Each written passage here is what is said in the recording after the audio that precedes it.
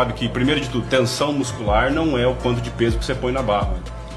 A tensão muscular se associa muito mais com o quão próximo de... Como é que a gente pode medir isso na prática? Da velocidade que você está contraindo o músculo, que o músculo percebe aquela tensão. Então, seja quando a gente está fazendo com 90% da carga máxima ou 20% da carga máxima, aquelas últimas repetições no qual a gente não consegue mais contrair o músculo, a velocidade da execução fica lenta, aquilo simboliza que o músculo está em alta tensão. Nós respeitamos muito o professor, mas existe um equívoco no conceito de tensão apresentado. A tensão não aumenta quando estamos nas últimas repetições da série e o movimento fica involuntariamente mais lento. Essa é uma confusão sobre os achados de Hill, em que a força produzida por uma fibra de RAM aumentava de acordo com a redução na velocidade de encurtamento. Futuramente, outros achados evidenciaram que a menor velocidade de encurtamento estava associada a uma maior taxa de formação de pontos cruzadas. Logo veio a confusão. Se em menores velocidades de encurtamento existe a maior formação de pontos cruzadas e produção de força, logo esse será o momento de maior tensão. E essa menor velocidade aconteceria ao final da série, próximo da falha, por exemplo. O problema é que os achados anteriores não levam em consideração a fadiga. A fadiga faz com que nessas últimas repetições da série, embora haja uma menor velocidade de encurtamento, exista uma queda na produção de força e tensão. Funciona mais ou menos assim. No nível neural, com o avanço da fadiga, há o aumento da excitação, recrutamento progressivo de unidades motoras de alto limiar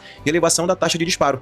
Isso é esperado e está alinhado com o princípio do tamanho, ou seja, a excitação neural, ela aumenta para poder compensar a fadiga e manter a força externa constante. No nível celular, o que ocorre é que as fibras elas vão perdendo a capacidade de produzir força com a fadiga, o aumento da excitação neural atua como um mecanismo compensatório para manter a produção de força, e não como um aumento espontâneo da tensão total, ou seja, há uma redistribuição da força entre unidades motoras e não um aumento da tensão total.